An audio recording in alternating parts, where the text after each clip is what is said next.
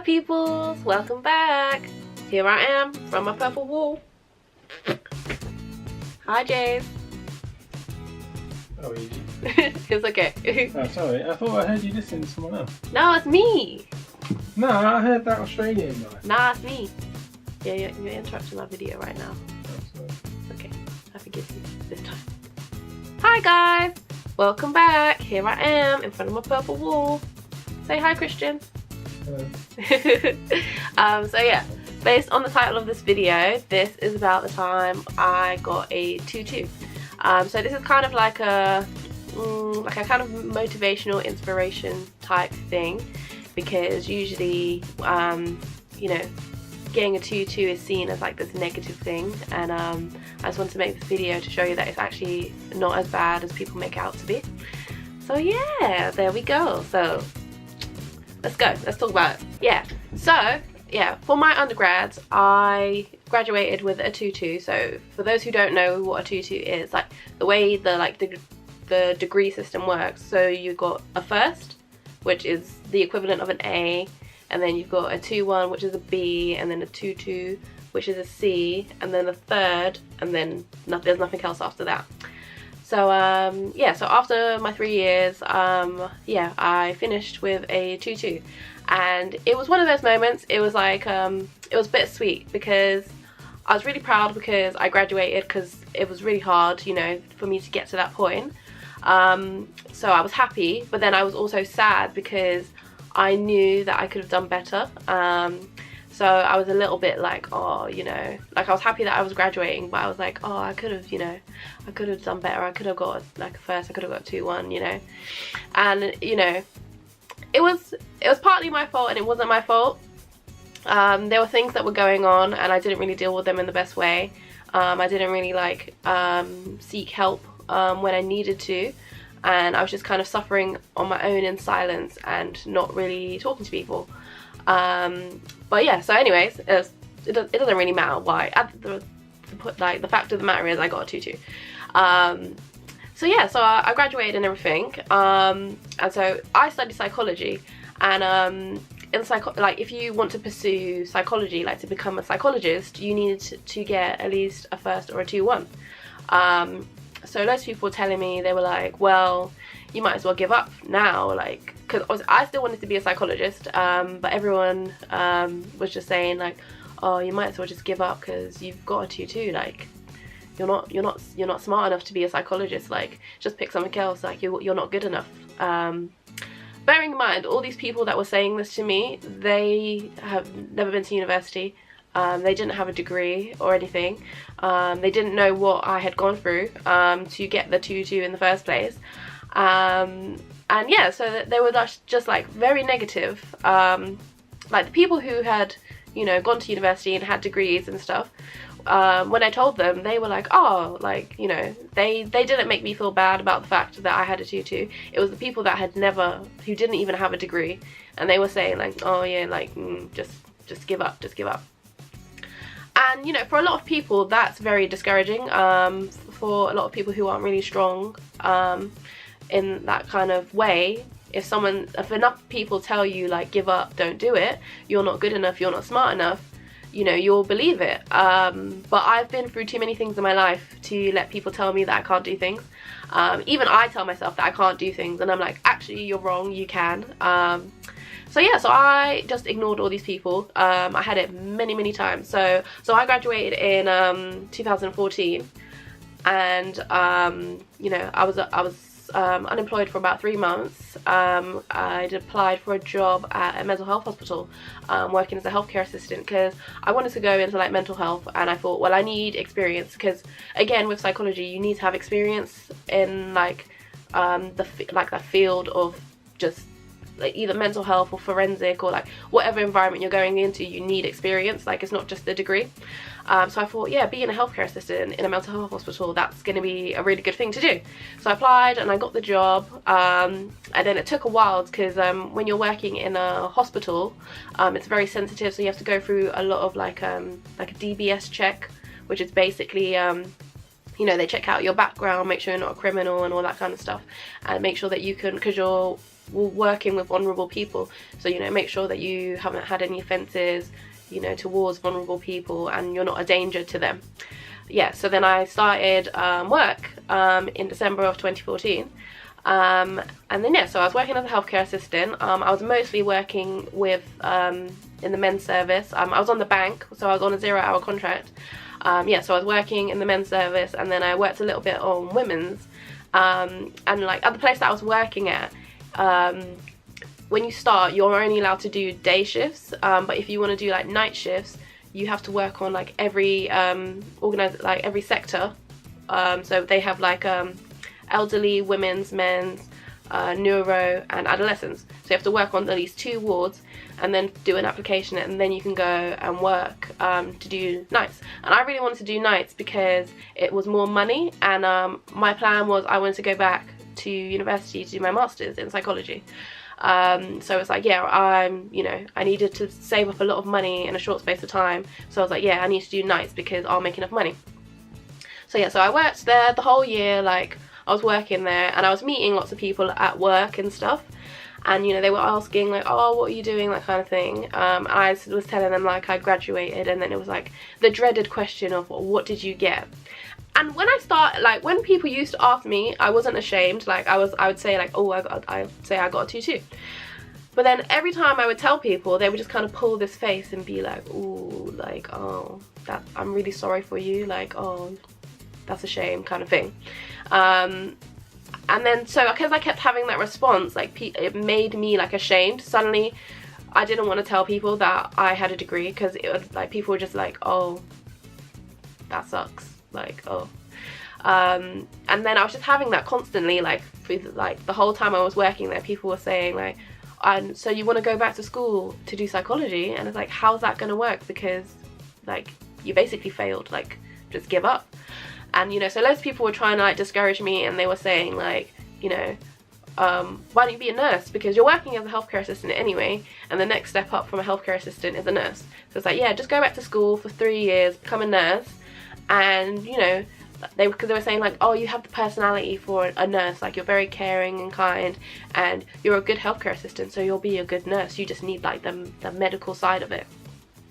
But the thing is, I didn't want to be a nurse, and you know, like people telling me that I can't do something like really annoys me. I've had people tell me like many times in my life, you know, that I can't do things and that I'm not good enough to do things, and I prove them wrong all the time. And I was like, I don't even know who these people are.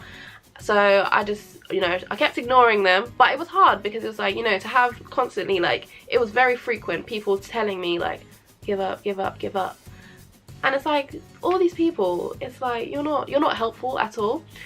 And the other thing as well, like, I guess in their eyes, they weren't doing it to be mean. They were doing it to kind of save me, because, you know, they were like, oh, we don't want you to be disappointed. Because, yeah, like I said before, you have to have at least a 1st or a 2-1 to be able to like continue with your degree of psychology.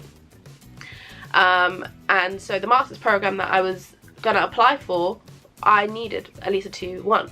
And I knew that. I knew that, you know, the odds of me getting on the program were very, very low. But I was like, I'm gonna apply anyway, because what's the worst that can happen? The worst that will happen is that they'll say no. The worst, you know, they'll say you don't have the grades or whatever. But at least I did it. At least I tried. So that was my plan. So and I also wanted to volunteer as an assistant psychologist as well, because that's really good, because that helps you get like a assistant psychology position, and it's really good like when you're going on to a PhD level as well. Again, I needed a 2-1 to do that. So yeah, loads of people would discourage me, saying like, you know, give up, give up, give up. And I just ignored them.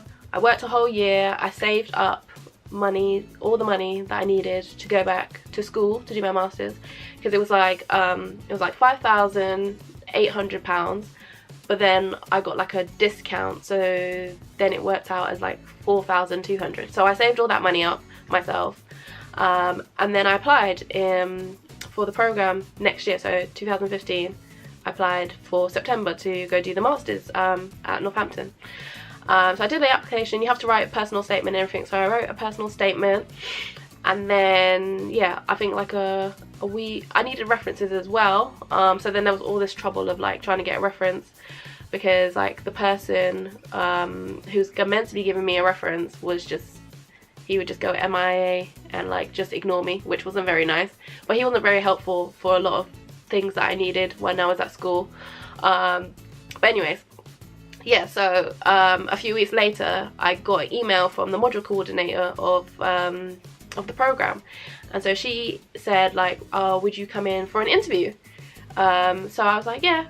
So obviously I went in for the interview, and you know, she spoke to me because she, like, straight off the bat she was like, you know, you don't have the grades, so kind of like, why did you apply, kind of thing.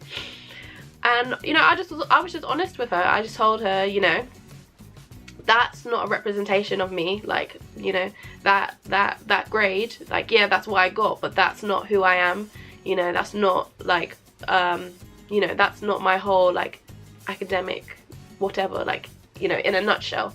That was just like a bad period in my life that, you know, I had to go through stuff, and I overcame it, and that was the result of it. And it was like, I'm proud of that achievement, but I know I could do better. So my reasoning for like applying is because, well, I want to do psychology. I want to be a psychologist, and I'm good just going through the route that I need to do so I can do it. And you know, I just was honest with her. I told her, you know, like, don't turn me away just because my grade isn't, you know, what you would expect. Because like, judge me on like my character and my attitude. Like, I'm a very like determined person. I'm very passionate, and I work hard, and through the experiences that I had, I've grown a lot as a person. And you know, it was kind of like, it's my way of redeeming myself as well by doing the masters, like proving to all those naysayers, all those people who are like, just give up, prove to them that, like, well, I can do it. All those people who said, you know, you're not smart enough, you're not good enough, well, I am, you know. And I think she really liked that. She really liked the fact that I was honest, the fact that I was passionate, I was determined, and you know, she just liked my personality. So she offered me an unconditional offer. So that means basically, like, you go, like, you don't have to do anything else, like, you're allowed to be in the program basically. Yeah, so she offered me that. Didn't have to get any references or anything. And yeah, so then I started the program September of 2015, and then yeah, I did my master's in psychology, and then I graduated with a 2-1. And it was a very happy moment for me, you know, because I got to prove all the naysayers wrong. You know, all those people who were doubting me, saying all those things, it's like, you can say it if you want to, but it's not true, because I went and did my masters and I came out with a, you know, with a good grade. And then in that same year after I graduated, I also got on the volunteer program as well, to volunteer as an assistant psychologist, which again, those people were telling me I couldn't go on, and even the woman who was like the volunteer person, she was like, oh, you're never going to get on the program because you don't have the grades.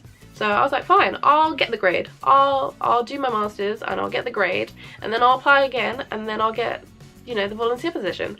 And that's what I did. And then I got the volunteer position. So I've been volunteering for about 6 months now, and you know, it's really nice. It's really good. I've had a lot of experience. I've got to run like you know, like some groups with some of the patients, and I've got to learn a lot about what it's like to be an assistant psychologist in a mental health hospital.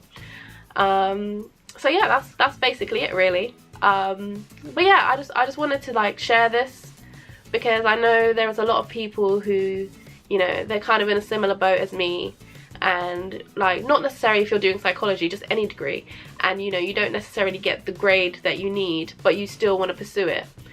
And it's like, don't let people tell you that you can't do things. Those people who say that you can't do things, it's usually they're projecting their own fears and their own insecurities onto you. If you're passionate about something, you know, and you really believe, you can achieve whatever you want. It just, you might have to go through a different route from other people. It might take you a little bit longer than other people, but you know, if you really want it, you can have it. I mean, who's gonna really stop you other than yourself? You know, because if you don't go for it at the end of the day, you know, you're not going to achieve it, are you? So yeah, that's it. That's all I wanted to share. I hope it helps, you know, anyone who's feeling a bit down about not getting the best grade possible, or feeling like, you know, oh, maybe I'll just listen to the negative people, you know, that there is hope, and, you know, do whatever you want. Like, don't, people are always going to say stuff. People are always going to say that you can't do things, and just, who cares? You know, if that's what you want to do it. Like, nothing's really stopping you. Like, really, like, just do it. But yeah, yeah, that was a bit of a serious topic, but yeah, I hope you guys enjoyed it. If you liked it, let me know. If you found it helpful, if there's any other videos that you'd like to see from me, like, let me know. Like, if you keep watching, like, yeah, stay tuned. Like I said, I'm gonna be here in front of this purple wall until further notice, so yeah, just let me know. So yeah, bye guys.